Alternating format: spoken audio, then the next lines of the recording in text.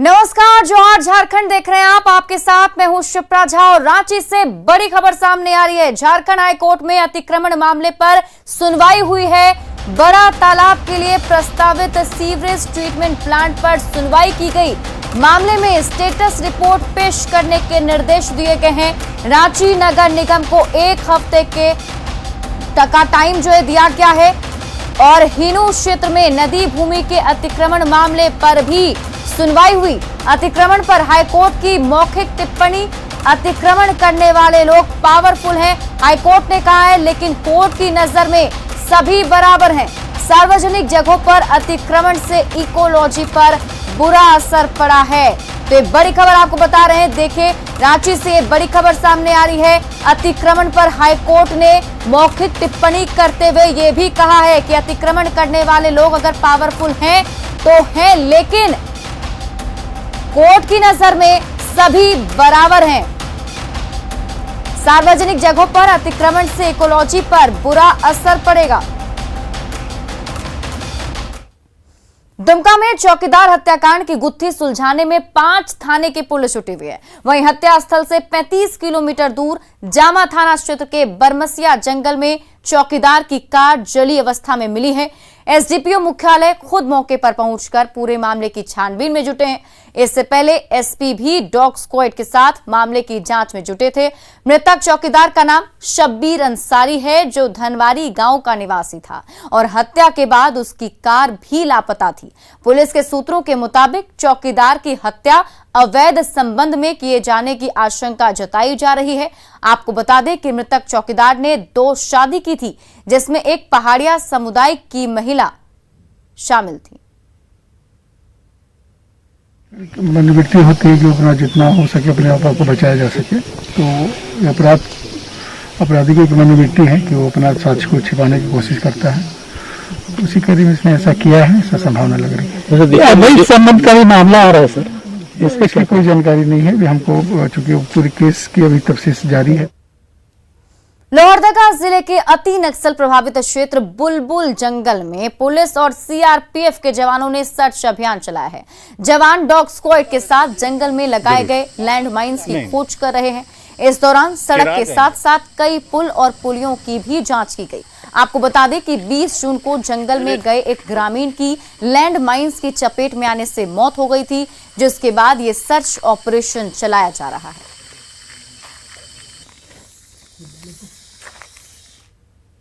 DVC Bokaro thermal की 3 unit बंद होगी। इसे लेकर डीवीसी कोलकाता मुख्यालय के अवर सचिव दीपक विश्वास ने नोटिस जारी किया है। वैसे तो इस प्लांट को बंद करने को लेकर कई दौर की बैठक हो चुकी थी, लेकिन आज इसकी विधिवत घोषणा कर दी गई है। बोकारो थर्मल के 630 मेगावाट की ये पावर प्लांट थी। 210 मेगावाट के 3 यूनिट हैं और 1992 में बोकारो थर्मल बी प्लांट को चालू किया गया था। लंबे समय से बोकारो थर्मल पावर प्लांट ने कई कीर्तिमान स्थापित किया था, लेकिन अब हमेशा के लिए इतिहास बनकर रह जाएगा। आपको बता दें कि बी प्लांट में 3 से 2 यूनिट पहले ही बंद हो चुके थे। ये तीसरा यूनिट था जिसे बंद कर दिया गया है। डीवीसी के अवर सचिव दीपक विश्वास ने डीवीसी के संबंधित अधिकारियों को पत्र लिखकर फैसले की जानकारी दी है।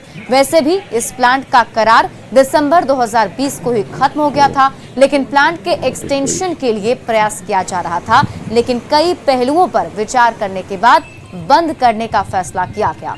ये पर्यावरण के मापदंड को पूरा नहीं कर रहा था। चिमनी से धुआं अधिक मात्रा में निकल रहा था।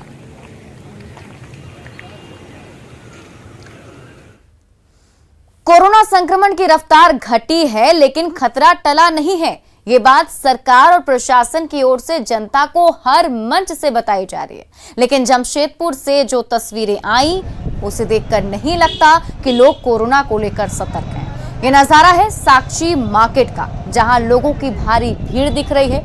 एक तरफ जहां केंद्र और राज्य सरकार लोगों को कोरोना के डेल्टा वेरिएंट के लिए अलर्ट कर रही है, लेकिन लोग इसे दरकिनार करते हुए पूरे लापरवाह दिख रहे हैं। अभी कोरोना का खतरा खत्म नहीं हुआ है और अगर ऐसी ही लापरवाही जारी रही तो ये कभी भी खतरनाक रूप ले सकता है। ऐसे में न्यूज़ 18 भी आप सभी से अपील करता है कि पूरी तरह सतर्क रहें, बाजारों में जाने से बचें ताकि कोरोना महामारी के दौरान जान और जीविका दोनों चलती रहे।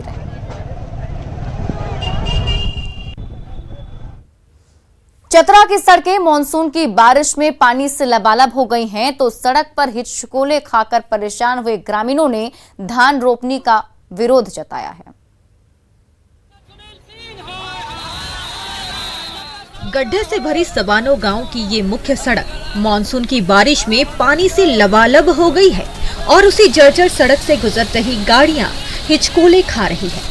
पानी और कीचड़ से भरे गड्ढे में कभी ट्रैक्टर के पहिए फंस जा रहे हैं तो कभी स्कूटी पर ब्रेक लग जा रहा है। सालों गुजर गए लेकिन इस सड़क की हालत नहीं सुधरी। लाइफलाइन की बदतर हालत से नाराज ग्रामीण खुद पानी से भरे गड्ढे में उतरे और उसमें धान की बालियां रोपकर विरोध जताया। इस रोड का ये हाल हो गया है कि अभी मतलब लगभग 4 फीट 5 फीट गड्ढा पानी लगा हुआ है और यह रोड स्पेशली पंचायत सबानो पंचायत का मुख्य रोड है। ग्रामीणों का आने जाने में दिक्कत होती है। यहाँ पर विधायक सांसद आते हैं तो बार बार चुनावी मुद्दा बनाते हैं लेकिन काम नहीं होता है। 3 किलोमीटर लंबी ये सड़क सिमरिया के गांव-गांव को सीधे चतरा जिला मुख्यालय से जोड़ती है। रोजाना हजारों ग्रामीण इस सड़क से हिचकोले खाते हुए मंजिल तक आते और जाते हैं। बारिश में जब सड़क के गड्ढे पानी से भर जाते हैं तो उससे गुजरते हुए हादसे की आशंका और ज्यादा बढ़ जाती है। कई बार जर्जर सड़क की मरम्मत करने की मांग हुई लेकिन सिवाय आश्वासन के आज तक कुछ भी हासिल नहीं हुआ। इसमें सभी पीडीओज और सभी जो कार्यकारी समिति के प्रधान हैं उन सभी को डायरेक्शन दिए गए हैं कि अपने अपने पंचायतों में इस तरह के जो छोटे कार्य योजनाएं हैं उसको जल्द से जल्द टेकअप करें। आखिर कब तक चतरा के ग्रामीण गड्ढे और पानी से भरी सड़क पर जानलेवा सफर करने को विवश होंगे? आखिर कब उन्हें जलालत और जिल्लत से भरे सफर से छुटकारा मिल सकेगा? अंकित कुमार, न्यूज़ 18 चतरा। गुमला के रायडी इलाके में परसा स्वास्थ्य उपकेंद्र पर ताला लटका हुआ है। 2013 में 50 लाख की लागत से स्वास्थ्य केंद्र बनाया गया था, लेकिन 7 साल बाद भी अस्पताल चालू नहीं हुआ, जिससे इलाके के बीमार लोगों के यहां इलाज का सपना टूट गया है। लेकिन सिविल सर्जन का कहना है कि अब तक स्वास्थ्य विभाग को इस बिल्डिंग को हैंडओवर नहीं किया गया है।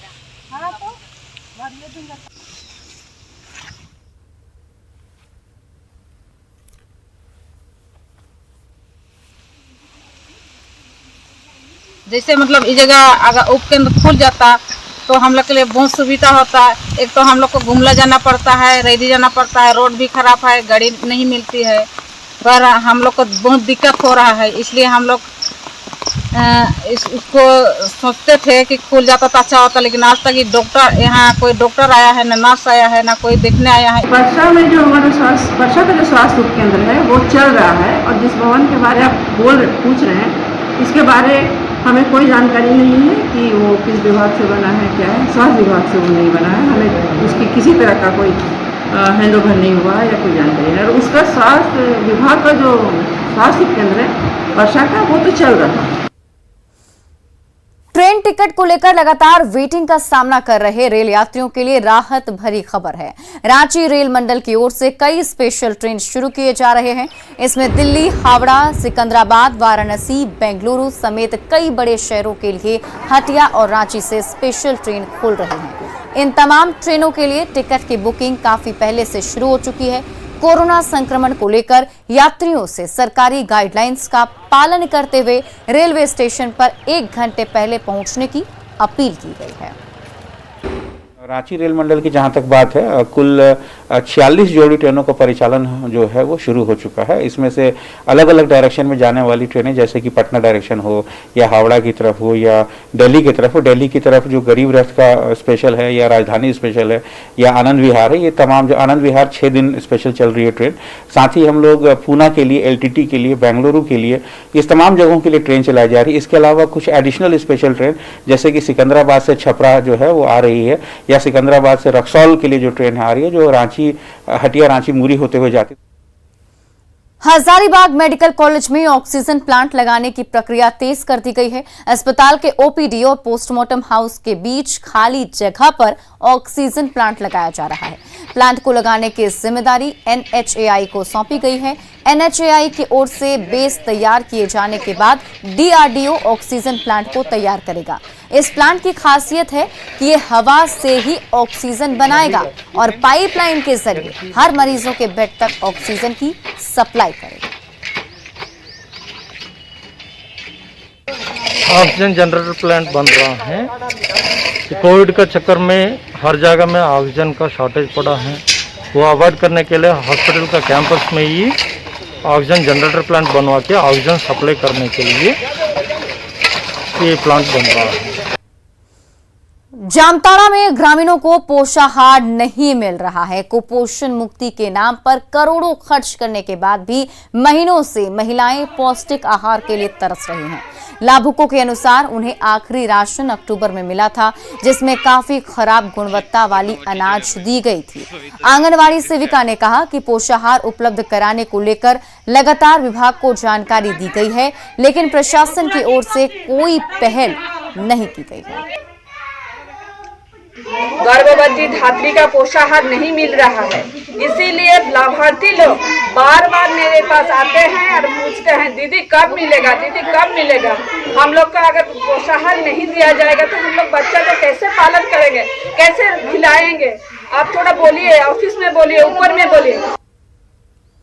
लॉकडाउन की वजह से शिक्षकों की कमाई करीब करीब बंद हो गई है। गोड्डा में शिक्षक आम बेचने को मजबूर हैं। कोरोना काल से पहले कोई कोचिंग चलाता था तो कोई निजी स्कूल में छात्रों को पढ़ाकर अपना खर्च निकालता था, लेकिन लॉकडाउन में कोचिंग और स्कूल बंद होने की वजह से शिक्षक भूखमरी के कगार पर पहुंच गए हैं। गोड्डा के प्रवीण कुमार MA और B.Ed की पढ़ाई कर कोचिंग के जरिए छात्रों में शिक्षा का अलख जगा रहे थे, लेकिन कोरोना की वजह से जीवन यापन के लिए उन्हें बाजार में आम बेचना पड़ रहा है।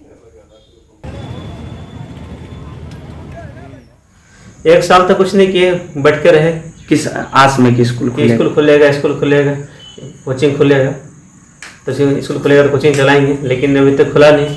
तो अंत में कुछ उपाय नहीं दिखा, तो लास्ट में देखे टेम्पोररी कुछ काम करेंगे, तो आम भी तत्काल आम बेच रहे हैं। धनबाद में प्रवासी मजदूरों का पलायन फिर से शुरू हो गया है। रोजी रोटी के जुगाड़ में प्रवासी मजदूर दूसरे प्रदेशों का रुख कर रहे हैं। तस्वीरों में आप खुद देख सकते हैं कि कैसे सभी मजदूर रेलवे स्टेशन पर ट्रेन का इंतजार कर रहे हैं।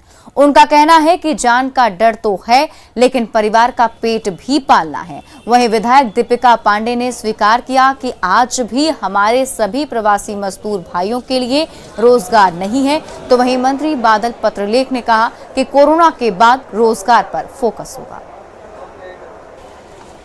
कोरोना काल खत्म नहीं हुआ है, वो तो बात ठीक है, लेकिन कोरोना से मरने से बढ़िया तो मतलब भूखे मर जाएंगे, तो कोरोना से मर के क्या फायदा है, बताइए। हम लोगों ने प्रयास किया कि हमारे जितने भी मजदूर भाई हैं, पहले जो कहीं बेसहारा पड़े हुए थे, उनके सबका रजिस्ट्रेशन हो। आज राज्य सरकार को पता है कि हमारे कितने भाई बहन दूसरे राज्यों में काम कर रहे हैं, और जब जरूरत पड़ी तो हमने उन प्रवासी मजदूरों को सुरक्षित अपने राज्य में लाने का भी काम किया है। सवाल मैं आपसे करता हूँ, 5 साल सरकार रही, जो बिजली बिल से लोग तबाह दबे हुए थे, क्या कभी उनकी लोगों ने सूद ली? JPSC की 4 परीक्षाएं डिलेट थी, क्या उसको हरी झंडी दिखाया गया? तो अवसर हम प्राप्त कर रहे हैं और उसको बेहतर करने का सोच रहे हैं। अक्सर सुर्खियों में रहने वाले क्रिकेटर महेंद्र सिंह धोनी की बेटी जीवा भी अपनी प्यारी हरकतों के कारण चर्चा में रहती हैं। न्यूज 18 को मिले एक्सक्लूसिव वीडियो में प्यारी जीवा गाय के बछड़ों को चारा खिलाती नजर आ रही हैं। तस्वीरें आपके सामने हैं, देखिए तस्वीरों में धोनी के सैम्बो फार्म हाउस स्थित गौशाला की ये तस्वीर हम आपको दिखा रहे हैं, जहां बछड़े भी जीवा के साथ हाथ से बड़े प्यार से चारा खा रहे हैं। इस दौरान जीवा ने मास्क भी लगाया हुआ है।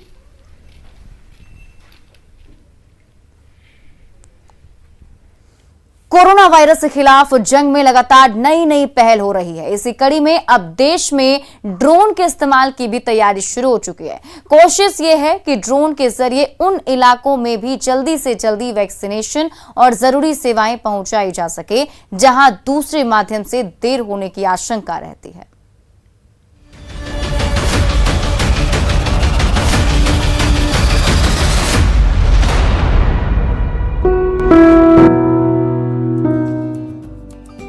तेलंगाना देश का पहला ऐसा राज्य है जिसे दवा और टीके पहुंचाने के लिए ड्रोन का इस्तेमाल करने की अनुमति मिली है। इस महत्वाकांक्षी परियोजना मेडिसिन फ्रॉम स्काई का उद्देश्य उन क्षेत्रों में टीकों की सप्लाई सुनिश्चित करने का है जहां सड़क मार्ग से पहुंचना मुश्किल है या वहां तक पहुंचने में वक्त ज्यादा लगने की आशंका है। इस प्रोजेक्ट को अमली जामा पहनाने के लिए तेलंगाना ने ई कॉमर्स कंपनी से बाकायदा करार भी कर लिया और जल्द ही इसके पायलट प्रोजेक्ट पर काम शुरू होने वाला है। उम्मीद जताई जा रही है कि जून के अंत तक विकाराबाद जिले में पायलट प्रोजेक्ट शुरू हो जाएगा। The drone will take off from the district headquarter hospital. Drone जिला अस्पताल के मुख्यालय से उड़ान भरेगा और जिले के दूसरे 18 सब सेंटर्स तक दवाओं की डिलीवरी करेगा। अभी ये ट्रायल के स्टेज पर है। हमने वैक्सीन और दवाइयों की डिलीवरी के इच्छुक ऑपरेटरों से एक्सप्रेशन ऑफ इंटरेस्ट मांगा है और इसके लिए एक खाका भी तैयार किया है। Try out and we'll obviously record all the findings and all the नागरिक उड्डयन मंत्रालय ने जारी दिशा निर्देशों के मुताबिक मानव रहित एरियल वाहन 35 किलोमीटर तक की यात्रा कर पाएंगे और वो कम से कम 100 मीटर की ऊंचाई पर उड़ान भरेंगे।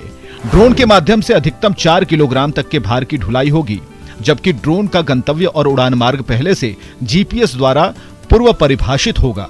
ड्रोन वितरण केंद्रों तक दवाओं की खेप पहुंचाने के बाद वापस बेस स्टेशन पर लौट पाएंगे। one partner who understands how unmanned इसमें कई चीजों का ध्यान रखना महत्वपूर्ण होगा। जैसे एक पार्टनर को ये पता होना चाहिए कि कैसे अनमैन्ड ड्रोन को ट्रैक करना है, उसे कंट्रोल करना है। उसी तरह दूसरी तरफ दवाओं की डिलीवरी लेने वाले और वैक्सीन के तापमान को डिलीवरी तक कंट्रोल रखने का ध्यान रखना होगा। यहीं पर ई कॉमर्स कंपनी फ्लिपकार्ट जैसी कंपनियों की जरूरत पड़ेगी। तो ये एक टीम वर्क की तरह होगा। different strengths and different backgrounds. आपकी जानकारी के लिए बता दें कि अभी इस प्रोजेक्ट पर अंतिम दिशा निर्देश आना बाकी है, जो ग्रामीण और अर्ध शहरी क्षेत्रों में परीक्षण पूरा करने के बाद ही जारी किए जाएंगे।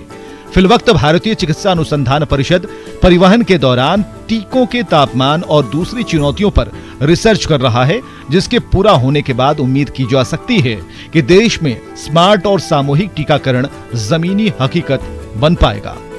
Bureau report, news 18 network.